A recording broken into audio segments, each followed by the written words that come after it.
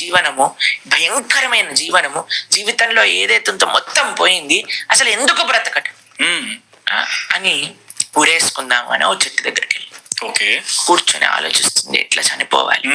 అప్పుడు బయట అంతా బాగా ఎండగా ఉంది, కానీ ఈవిడ కూర్చున్న ప్రదేశానికేమో చల్లటి నీడు ఉందన్నమాట. ఎట్లుంది అబ్బాయి, నీడ ఉంది, గాలి వస్తుంది, ఎలా ఉంది అని పైకి చూసేసరికి ఒక ఆవిడ కూర్చున్న చెట్టు పైన ఒక కొమ్మ ఉందన్నమాట. ఆ కొమ్మ విరిగిపోయింది ఇక్కడ నుంచి. విరిగిపోయేసరికి ఆ కొమ్మ ఇలా ఏలాడుతూ ఇట్లా ఇట్లా ఊగుతుంది అనమాట గాలికి. దాంతో ఈవిడ గాలి వస్తుంది, తర్వాత ఆ పెద్ద చెట్టు కొమ్మ వల్ల నీడ కూడా ఈవిడ పైన పడుతుంది. ఈవిడ అనుకుంది, అరే ఈ చెట్టు కొమ్మ విరిగిపోయినా సరే నాకు మంచి చేస్తుంది, నాకు షేడ్ని ఇస్తుంది, నాకు గాలిని ఇస్తుంది. అరే నేను కూడా ఈ చెట్టు కొమ్మలాగానే జీవితంలో దేనికి పనికి రాకుండా విరిగిపోయాను, కానీ నేను కూడా ఏం చేయొచ్చు, నేను కూడా ఎలా సేవ చేయొచ్చు అని ఆలోచన చేసి ఈవిడ పిల్లవాడినే కాకుండా అక్కడుండే అనాథ పిల్లలందరినీ ఒక్కొక్కళ్ళని చేరదీయటం ప్రారంభం చేసింది. వేల మందిని ఇంజనీర్లు, డాక్టర్లు, ఐపీఎస్ ఆఫీసర్లు, ఐఏఎస్ ఆఫీసర్లు అని చేసి మదర్ ఆఫ్ ది ఆర్ఫన్స్ అని పేరు వచ్చింది. ఎవరు చనిపోవడానికి వెళ్ళిన ఆవిడ వేల మందిని చేరదీసి వాళ్ళందరికీ జీవనాన్ని ఇచ్చింది. సరే, కాబట్టి మనకి అపరెంట్ గా డిఫికల్ట్ సిచ్యువేషన్స్ జీవితంలో రావచ్చు, కానీ ఎప్పుడైతే మనకి మనోధైర్యం ఉంటుందో అప్పుడు ఏ కష్టం వచ్చినా సరే మనల్ని జనాలకు మంచి చేయటానికి ఆపదది. మనకి శ్రీమద్ భాగవతంలో రంతిదేవ్ అని ఒక వృత్తాంతం వస్తుంది. మహాభక్తుడు, ఆయన లాస్ట్కి ఆయన ప్రాణము నిలుపుకోవడానికి కావాల్సిన నీటిని కూడా ఇచ్చేస్తారు. వెంటనే దేవతలు ప్రత్యక్షం అవుతారు ఆయన చేసిన సేవకి. మన దేశమే అలాంటిది. శిబి చక్రవర్తి గురించి వింటాం, ఒక పావురం కోసం ఆయన శరీరాన్ని కట్ చేసి ఇచ్చేసి. కాబట్టి మన జాతి, మన భారతదేశ ఒక ఔన్నత్యము, మన భారతదేశ యొక్క పరంపర, సనాతన ధర్మం యొక్క వైభవం ఏమిటి అంటే ఎట్లా నేను ఇచ్చేయాలి, ఎట్లా నేను ఇవ్వగలుగుతా, ఈ భూమికి నేనేం చేయగలుగుతా, మనుషులకి ఏం ప్రాణులకి ఏం చేయగలుగుతా, ప్రతిదీ కూడా ఇవ్వటము సాక్రిఫైస్. ఇది ఈ దేశానికి తెలిసింది. దీని తప్ప స్వంత ఎంజాయ్మెంట్ అనేది ఈ దేశానికి తెలియదండి. ఇప్పుడు పట్టిన ఒక జబ్బు మనకి. స్వామి, ప్రతి ఒక్క జీవుడు కూడా భగవంతుని బాగా నమ్ముతారు అండ్ భగవంతుడు కరుణామయుడు అని కూడా చెప్తుంటారు. మరి ఎందుకు మనుషుల జీవితాల్లో లాస్ కానీ, పెయిన్ కానీ, సఫరింగ్ కానీ వస్తున్నాయి? ఇదంతా గాడ్స్ డిజైనా లేకుంటే హ్యూమన్ ఎవల్యూషనా? డాక్టర్ ఇంజెక్షన్ ఎందుకు ఇస్తాడండి? జ్వరం తగ్గడానికో లేకుంటే ఏదన్నా హెల్త్ ఇష్యూ తగ్గడానికి అనుకో. ఆ నొప్పి ఇచ్చి ఎంజాయ్ చేద్దామనా? లేదు. దేవుడు కూడా అలానే. మనకి పగేం లేదు కదండి డాక్టర్కి ఇంజెక్షన్ ఇచ్చినప్పుడు. లేదు. పగేం లేదు కదండి డాక్టర్కి ఏదన్నా ఆపరేషన్ చేయడానికి కోసినప్పుడు. పగేం లేదు కదండి అమ్మ మనల్ని ఒక దెబ్బ వేసినందుకు మనల్ని మంచి చేయడానికి. తప్పేం లేదు కదండి ఎప్పుడైనా మనకి చేదు పదార్థాలు తినిపించినప్పుడు. ఎందుకు చేస్తున్నారు? ఎందుకు ఆ దెబ్బ వేయాలి, ఎందుకు ఇంజెక్షన్ ఇవ్వాలి, ఎందుకు చేదు పదార్థాలు తినిపించాలి అంటే ultimately it is for hour good. పిల్లవాడికి ఏమనిపిస్తుంది, అమ్మ ఎప్పుడైనా ఏదైనా వేసింది అనుకోండి చెంప పైన, ఏదైనా తప్పు చేస్తున్నప్పుడు నాకు అమ్మ శత్రువు అని అనుకుంటాడు. అమ్మ శత్రువు కాదు, అమ్మ అత్యంత గొప్ప శ్రేయోభిలాషి. డాక్టర్ ఇంజెక్షన్ ఇచ్చినప్పుడు పిల్లలు గట్టి ఏడుస్తారు, మళ్ళీ డాక్టర్ దగ్గరికి రానంటాడు. కానీ డాక్టర్ ఎందుకు ఇస్తున్నాడు? నీకోసమే ఇస్తున్నాడు. ఇట్లా భగవంతుడు అపరెంట్ గా మన జీవితంలో ఏదన్నా పెయిన్ ఇచ్చినా సరే అది మన మంచికే. పిల్లలు ఎట్లయితే పెద్దవాళ్ళని అర్థం చేసుకోలేరో మనం కూడా భగవంతుడిని అలా అర్థం చేసుకోవట్లేదు. కానీ ఎప్పుడైతే భగవంతుడి పైన నమ్మకం ఉంటుందో, స్వామి నువ్వేం చేసినా నాకు మంచిగా చేస్తావు అని ఇప్పుడంతా బాగుంటుంది. అండ్ చాలా మంది అంటే మంచి క్లిష్టమైన పరిస్థితులలో ఒక మనిషి ఇంకా అన్నిట్లో హోప్ వదిలేసుకుంటారు. ఇంకా నాకు ఫెయిత్ లేదు లైఫ్ మీద అని ఒక ఒపీనియన్కి వచ్చేస్తారు. బట్ ఫెయిత్ అనేది కంపల్సరీ ఉండాలి, దాన్ని ఏదో ఒక రకంగా హోల్డ్ చేయాలని ట్రై చేస్తుంటారు. జీవితం మొత్తం కోల్పోయినా సరే ఈ ఫెయిత్ ని ఎలా నిలబెట్టుకోవాలి? చూడండి, అదే పరీక్ష. మనకి నమ్మకం ఎంత ఉన్నదేనే పరీక్ష కదా. ఒక స్విమ్మింగ్ కాంపిటీషన్ చేసేవాడికి ఎంతసేపు బ్రెత్ ని హోల్డ్ చేసి స్విఫ్ట్ గా క్రాస్ చేసేస్తాడు, స్విఫ్ట్ గా అక్కడికి వెళ్తాడు, అది పరీక్ష. అట్లనే మనకి భగవంతుడి పైన ప్రేమ ఉండడానికి ఉండే పరీక్ష ఏంటి? ఫెయిత్. ఎంత మనకి భగవంతుడు అంటే నమ్మకం ఉన్నది ఆ నమ్మకంతో కదండి ద్రౌపదీ దేవికి నమ్మకం లేదు. నిండు సభలో చీర లాగుతుంటే వదిలేసి హే కృష్ణ గోవింద అని అడగగలిగినంత నమ్మకం ఉంది. ఆ నమ్మకానికి కృష్ణుడు రెసిప్రొకేట్ చేశాడు. ఆ గజేంద్రుడు మొసలి కాలు పట్టుకొని పీకేస్తూ ఉంటే లోపలికి ఈడ్చేస్తూ ఉంటే భగవంతుడికి ప్రార్థన చేశారు. భగవానుడు వచ్చి కాపాడలేదా?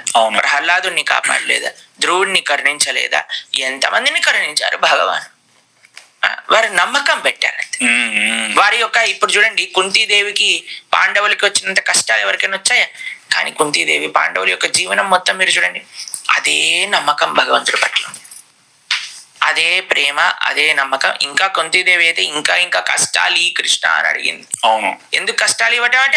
కష్టాలలో నువ్వు గుర్తొస్తావు, సుఖాలుంటే నేను నిన్ను మర్చిపోతాను. బట్ ఒక సఫరింగ్ అనేది ఒక మనిషికి స్పిరిచువల్ గ్రోత్ కి హెల్ప్ అవుతుందని అనుకుందాం. ఇది అవాయిడ్ చేసేదా, అవాయిడ్ చెయ్యందా? ఇప్పుడు చూడండి, సఫరింగ్ అనేది ఇన్ఎవిటబుల్.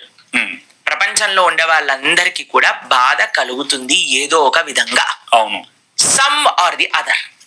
మనం ఏమనుకుంటామంటే ఇప్పుడు చూడండి, ఎవరికి వాళ్ళు చూడండి ఎంత ఆనందంగా ఉన్నారు, దీన్ని చూసి ఆనందంగా అంటారు. ఒకసారి మేము అడిగా దీన్ని చూసి ఆనందంగా ఉన్నామంటారు అని అంటే చూడండి ప్రభుజీ వాళ్ళకి ఎంత బాగా కారు ఉందో, ఎంత మంచి కారు ఉంది, మాకు చూడండి కారే లేదు. కారు ఉండటం ఆనందం అనుకున్నాం.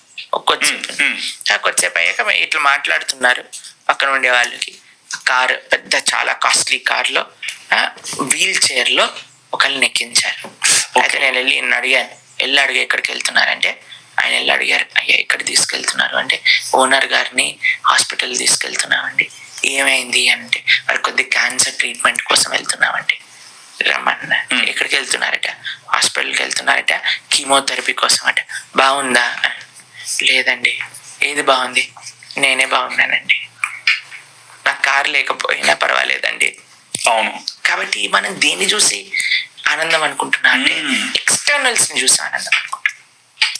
కానీ వాట్ స్పిరిచువాలిటీ టీచర్స్ ఏంటంటే ఏదున్నా సరే, క్యాన్సర్ ఉన్నా సరే. మాకు ఒక గురువు గారు ఉన్నారు, వారి పేరు భక్తి తీర్థ స్వామి మహారాజ్.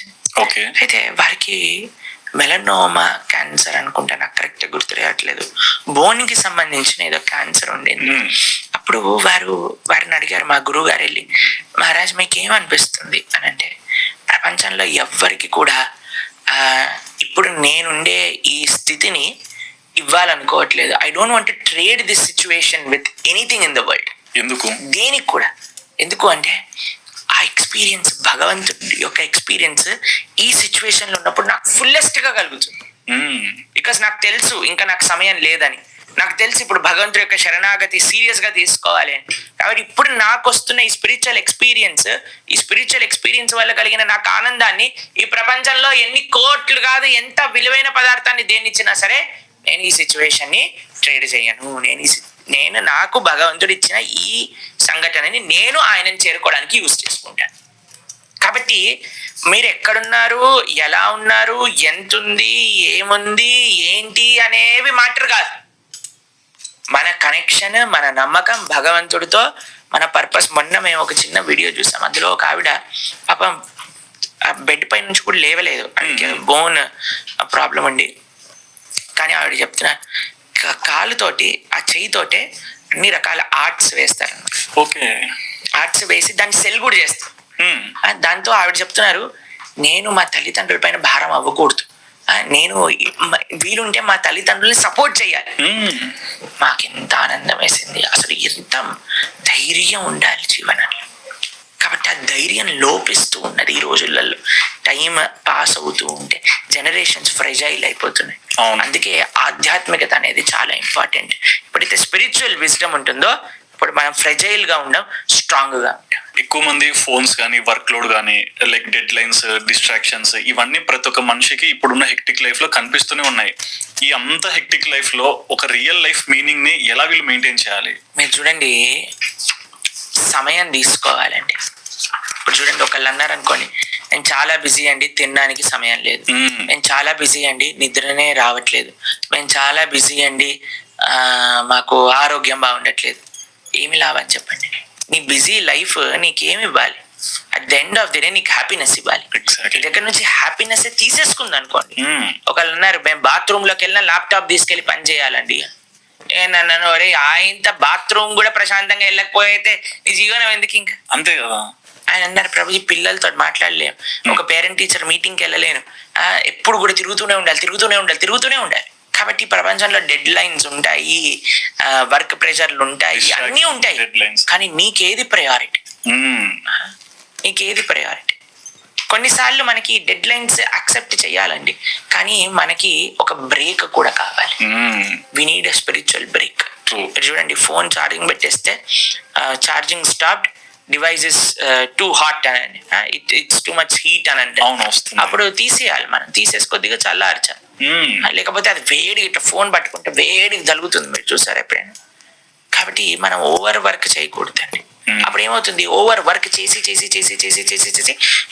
అని ఒకరోజు బ్లాస్ట్ అయిపోతుంది. అట్లా కాకుండా ఆ ప్యాషన్తో కాకుండా let us also work with compassion.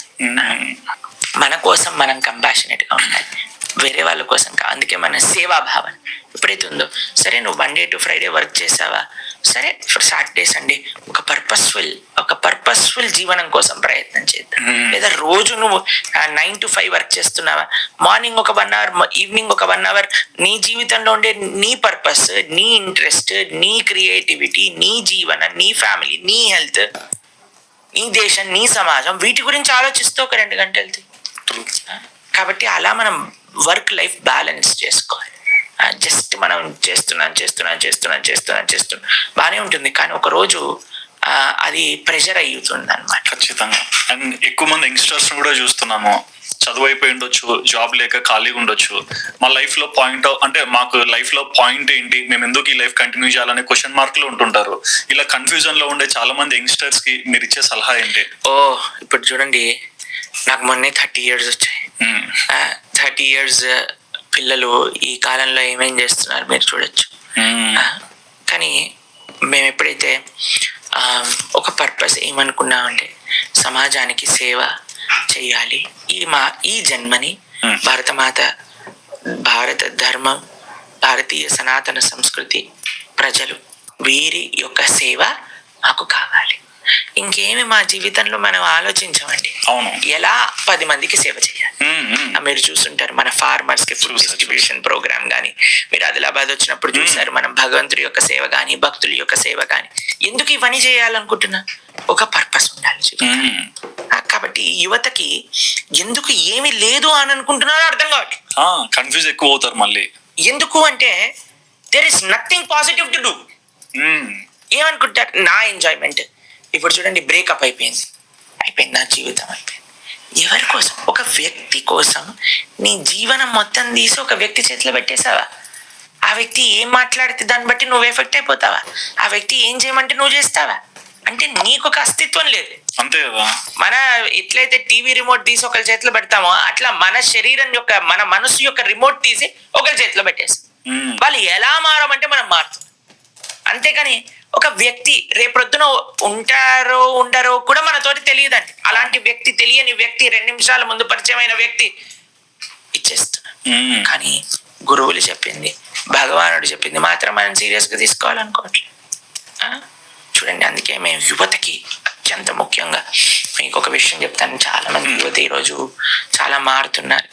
మనకి ప్రతి శుక్రవారం మేము యూత్ క్లాస్ ఇస్తాం. అందులో సుమారుగా 400-500 మంది యూత్ వస్తారు. ఇంకెంతో మంది రికార్డింగ్ వింటూ ఉంటారు. చాలా మంది యువత ప్రేరణ. ఇప్పుడు యువతలో కూడా చాలా మార్పు వస్తుందండి. ఇప్పుడు చూడండి, మనం ఒక విషయాన్ని చూసాం మన న్యూస్ లో. ఇప్పుడు కీర్తన్ క్లబ్బింగ్ ఏదో టర్మ్ చెప్పారనమాట, చాలా ఫేమస్ అవుతుంది. ఏంటంటే అంటే యువత ఇప్పుడు డిస్కో టెక్లకి వాటికి వీటికి అంతా వదిలేసి అందరు కలిసి కీర్తన్ భజన చేస్తున్నారు. ఎందుకంటే మీకు ఒక విషయం చెప్తానండి, ఏ రోజుకైనా భౌతికమైన ఆనందం అనేది సాచ్యురేట్ అయిపోతుంది, సాచ్యురేషన్కి వచ్చేస్తుంది. మీరు ఎంత ఎంజాయ్ చేయాలి, చేసి చేసి చేసి చేసి సాచ్యురేట్ అయిపోతుంది. ఇంకా ఇంకొద్దు నాకు చాలా అనిపిస్తుంది, ఇంత ఎక్కని అనిపిస్తుంది ఒకసారి. కానీ ఆధ్యాత్మికత ఎంత మనం చేస్తుంటే ఇంకా ఇంకా ఇంకా ఇంకా చేయాలనిపిస్తుంది. ఎందుకంటే ఇది రియల్ హ్యాపీనెస్ అంటారు, ఇది మిరాజ్ కాదు. మిరాజ్ అంటే మీకు ఒక విషయం చెప్తాను. ఒకసారి ఒక ఆయన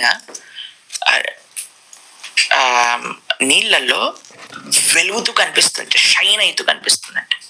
అయితే ఈయన అరే ఏంటప్ప ఇంత వెలుగుతుంది, వజ్రమేమో అని పట్టుకోవడానికి ప్రయత్నం చేస్తుంది. ఇళ్లలో దొంగతున్నాడు, అక్కడ కనిపిస్తుంది, జంప్ చేస్తున్నాడు, పట్టుకోవడానికి చూస్తున్నాడు, కనిపించట్లేదు. బయటికి రాగానే మళ్ళీ కొద్దిగా పక్కకు కనిపిస్తుంది, మళ్ళీ ఎత్తుతున్నాడు, మళ్ళీ పట్టుకుంటున్నాడు, మళ్ళీ కనిపించట్లేదు, మళ్ళీ జంప్ చేస్తున్నాడు, మళ్ళీ తీస్తున్నాడు. ఇట్లా 50-60 సార్లు చేస్తున్నాడు అనమాట. అక్కడ నుంచి ఒక సాధువు పెద్ద గడ్డం పెద్ద చెట్ట వేసుకొని ఇట్లా వచ్చాడు. ఒకసారి అయ్యే ఏం చేస్తున్నాడు వీడికి అర్థమైపోయింది. మెల్లగా వెళ్ళి నాన్న ఇక్కడ రా, ఏం కావాలి, ఇక్కడ చూసారా వెలుగుతూ ఉన్నది ఒకటి వజ్రం లాగా, అది కావాలి నాకు, అది అక్కడ లేదు అక్కడ ఉంది అని.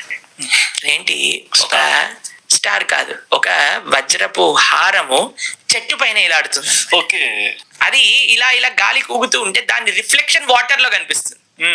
ఈయన ఏం చేస్తున్నాడు, వాటర్ లో ఎత్తుకుతున్నాడు, కానీ వాటర్ లో లేదా డైమండ్ పైన చెట్టు పైన ఉంది అని ఎప్పుడైతే ఆయన ఇలా చూపించారో అప్పుడు ఓ అక్కడ ఉందా అని దాన్ని తీసుకున్నాడు. అట్లా మనం ఏం చేస్తున్నాం ఈ ప్రపంచంలో, సంథింగ్ ఇస్ అట్రాక్టివ్, పట్టుకోవడానికి చూస్తున్నాం, ఆ పట్టుబడట్లేదు ఆ ఆనందం. ఎందుకు అంటే అది ఇక్కడ లేదు అక్కడ ఉన్నది. అక్కడున్న ఆనందము ఆధ్యాత్మిక ఆనందం, స్పిరిచువల్ హ్యాపీనెస్. ఎప్పుడైతే ఆ మార్గంలోకి వచ్చారో, స్పిరిచువాలిటీ అనే మార్గంలో మనం నడుస్తామో రియల్ పర్పస్ ఆఫ్ లైఫ్ వస్తుంది. అప్పుడు అన్ని కన్ఫ్యూజన్లు దూరం అయిపోతాయి, క్లియర్ గా మనం జీవనాన్ని జీవించగలుగుతాం. బట్ ఎంత మనిషి ఎటువంటి జీవితాన్ని అతను ఆస్వాదిస్తున్నా అందరు అనేది మాకు పీస్ కావాలి, మనశ్శాంతి కావాలి అంటారు. అసలు మనశ్శాంతి ఎలా దొరుకుతుంది? అండ్ దాన్ని సైలెన్స్ అనుకోవాలా, ఫ్రీడమ్ విత్ ఇన్ థాట్సా, ఫ్రీడమ్ అవుట్ ఆఫ్ థాట్సా? ఇగో విషయం చెప్తాను. ఒక చేపని మీరు నీళ్ళ నుంచి బయటికి తీసి దానికి ఎలాంటి ఎంజాయ్మెంట్ ఇచ్చినా సరే అది విలవిలలాడిపోతూ ఉంటుంది ఎప్పటి వరకు ఆ చేపని తీసి మళ్ళీ నీళ్ళల్లో వెయ్యమో. అవును. అట్లనే మనము ఈ ప్రపంచంలో ఏది చేయాలని ప్రయత్నించినా సరే మనము we will not be able to get that peace in life unless and until we go back to our own original position. ఏంటి? సవై పుంసాం పరో ధర్మో యతో భక్తిరధోక్షజే అహైతుకి అప్రతిహత యయాత్మా సుప్రసీదతే. శ్రీమద్ భాగవతం అంటుంది అన్నిటికంటే పెద్ద ధర్మం సవై పుంసాం పరో ధర్మం అంటే అత్యంత గొప్ప ధర్మం ఏమిటి? సవై పుంసాం పరో ధర్మో యతో భక్తిర్ అధోక్షజే. ఆ శ్రీకృష్ణుడి యొక్క భగవానుడి యొక్క ప్రేమపూర్వకమైన సేవ, భగవంతుడి యొక్క ప్రేమపూర్వకమైన సేవ, భగవంతుడి నుంచి ఏదో ఉపేక్షించి కాదు, భగవంతుడికి చేసే సేవ. సవై పుంసాం పరో ధర్మో యతో భక్తిర్ అధోక్షజే. అధోక్షజుడి యొక్క భక్తి యయాత్మా సుప్రసీదతే, అది నీకు మనసులో పీస్ని ఇస్తుంది. కాబట్టి ఇన్స్టిట్యూట్, ఇప్పుడు చూడండి మనం కొన్నిసార్లు ఇలా లొకేషన్ పెడతాం కానీ ఎటేటో వెళ్ళిపోతుంటుంది. అప్పుడు దాన్ని ఏం చేస్తుంది, GPS చూసి మళ్ళీ రీడైరెక్టింగ్ అని వస్తుంది. మళ్ళీ మనం లొకేషన్ ని మళ్ళీ చూసాం అనుకోండి, అప్పుడు రీడైరెక్ట్ చేసి మనం రాంగ్ టర్న్ తీసుకున్నాం అనుకోండి, మళ్ళీ ఆ లైన్ లోకి వచ్చేస్తాం. అవును. ఎప్పటి వరకు అయితే మనం లైన్ లోకి వచ్చామో అప్పటి వరకు ఏం ప్రాబ్లం లేదు. మళ్ళీ రీడైరెక్ట్ అవ్వకుండా వెళ్తూ వెళ్ళిపోయాం అనుకోండి, ఎక్కడికి వెళ్ళిపోతామో మనకు తెలియదు. అవును. కాబట్టి మనం జీవనంలో ప్రతిసారి చేసే ప్రతి పని ప్రతిరోజు రీడైరెక్ట్ చేసుకుంటూ ఉండాలి. ఎటువైపు రీడైరెక్ట్ చేయాలి? రైట్ వే, భగవంతుడి వైపు రీడైరెక్ట్ చేస్తుండాలి. అప్పుడు ఏమవుతుంది అంటే పీస్ ఉంటుంది. మీరు చూడండి, ఒక దగ్గరికి వెళ్ళాలి, మీకు అది తెలుసు, కానీ డ్రైవర్ ఎక్కడో తిప్పేశాడు అనుకోండి రాత్రిపూట, మనకి కొద్ది కంగారేస్తుంది. అవును, ఎక్కడ తీసుకెళ్తున్నాడు అబ్బా, ఇది ఎక్కడికి వెళ్తున్నారు. కానీ ఎప్పుడైతే మనకి తెలిసిన వేలో మనం వెళ్తాం అప్పటి వరకు ఏం కంగారు లేదు, ఇది నాకు తెలుసు, ఇది మెయిన్ రోడ్, హాయిగా ఉంటారు, నీ ఫోన్ బ్రౌజ్ చేస్తా. అంతేకాని కొద్దిగా మనం రాంగ్ పాత్రలోకి వెళ్ళారనుకోండి, అప్పుడు మనకి ఎక్కడో డౌట్ వస్తూ ఉంటుంది, ఎక్కడికి వెళ్తున్నాం. Until the time you are in right path నీకు ఏ రిగ్రెట్స్ ఉండవు. ఎక్కడైనా నువ్వు రిగ్రెట్ అవుతున్నావు అంటే అది రాంగ్ పాత్, ఏదో తప్పు చేస్తావు. కాబట్టి ఎప్పుడైతే మనసులో రిగ్రెట్ అంటే ఏంటో తెలుసా అండి, పరమాత్మ మనతో మాట్లాడటం. తప్పు చేస్తున్నావు, సరి చేసుకో, తప్పు చేసుకున్నావు, సరి చేసుకో. So it's very important to redirect ourselves. ఎప్పుడు రీడైరెక్ట్ చేసుకోవాలండి? ఏ సిచ్యువేషన్ వచ్చినా సరే మనకి ఒక మార్పుని జీవితంలో తెచ్చుకోవడానికి ఇప్పుడు మనం రీడైరెక్ట్ చేసుకోవాలి. ఇప్పుడు ఫర్ ఎగ్జాంపుల్ ఆంగ్ల నూతన సంవత్సరం వస్తుంది, ఇంగ్లీష్ న్యూ ఇయర్ అంటే క్యాలెండర్ మారే చాలా మందికి క్రేజ్ ఉంటుంది. Oh new year 31st December 1st Jan అవ్వంగానే ఇంకా మనం ఒక కొత్త పర్సనాలిటీ, న్యూ ఇయర్ రెజల్యూషన్స్ అవి ఇవి అని అంటుంటాం. సరే నీకు అది నిజంగా ఎక్సైట్మెంట్ అయితే మారప్పటి నుంచి ఇప్పుడు ఆ రోజు నిజంగా మనకి పవిత్రమైన రోజు. ఎందుకో తెలుసా అంటే ఆ రోజు వైకుంఠ ఏకాదశి కూడా. ఈసారి December 31 వైకుంఠ ఏకాదశి కూడా వస్తుంది. మేము అనుకున్నాం మనసులో, భగవంతుడా ప్రతి December 31 వైకుంఠ ఏకాదశి రావాలి, అప్పుడు అందరూ పవిత్రమైన భావంతో ఉండొచ్చు. It's a very very spiritually potent day. మన వైకుంఠ ఏకాదశి December 31 కూడా కలిసి వచ్చింది. ఆ రోజు ఒక సంకల్పం తీసుకోండి, నెక్స్ట్ ఇయర్ నేను ఈ ఆధ్యాత్మికంగా ఉంటాను, నాకుండే ఏవైతే చెడాలో ఆ drinking, smoking, whatever it may be, దాన్ని నేను చెయ్యను. నేను let me be transform, let me be healthy, let me be more spiritual, let me be more connected to God, let me do more సేవ. ఇలాంటి spiritual resolutions. ఒకటి చెప్తాను సుధీర్ గారు, కేవలము రెజల్యూషన్ తీసుకోవటం వల్ల పని అవ్వదండి. ఎందుకంటే రెజల్యూషన్స్ తీసుకుంటాము కానీ విత్ ఇన్ నో టైమ్ ఆ రెజల్యూషన్స్ మనం మర్చిపోతాం. ఆ రెజల్యూషన్స్ ని కీపప్ చేసే ఒక మెంటల్ స్ట్రెంగ్త్ మనకి ఉండదు. ఎందుకో తెలుసా అండి, ఎందుకంటే we do not have any support. Okay, మనం ఒక మంచి మార్గంలో నడవాలి అంటే ఒక సపోర్ట్ సిస్టమ్ కావాలి. దాన్నే స్పిరిచువల్ సర్కిల్స్లలో సాధు సంఘము అని అంటే, సత్సంగము అని అంటే. మీరు వింటారు సత్సంగ్, ఎక్కడికి వెళ్తున్నారంటే సత్సంగ్కి వెళ్తున్నాము. సత్ అంటే కరెక్ట్ లేదా ట్రూత్, సంఘ్ అంటే అసోసియేషన్. ఓకే, ఎప్పుడైతే యువత ఎంతో మంది మన కార్యక్రమం చూస్తుంటారు కాబట్టి వారికి చెప్తున్నాను, మీకు మంచి సత్ సంఘం యొక్క అవసరం కూడా ఉంది రెజల్యూషన్స్ ని కీపప్ చేయడానికి. అందుకే మనకి ఈ న్యూ ఇయర్ నుంచి మనం ఒక కార్యక్రమం యువత కోసం చేస్తున్నాం. ఒక మంచి న్యూ ఇయర్ రెజల్యూషన్స్ తో మనల్ని ఆధ్యాత్మిక పరమైన జీవనం ఎలా జీవించాలి, వాటి మొత్తం డీటెయిల్స్ మన ఇన్స్టాగ్రామ్ లో, వాటిలలో, వాట్సాప్ ఛానల్ అన్నింటిలో ఉంటుంది.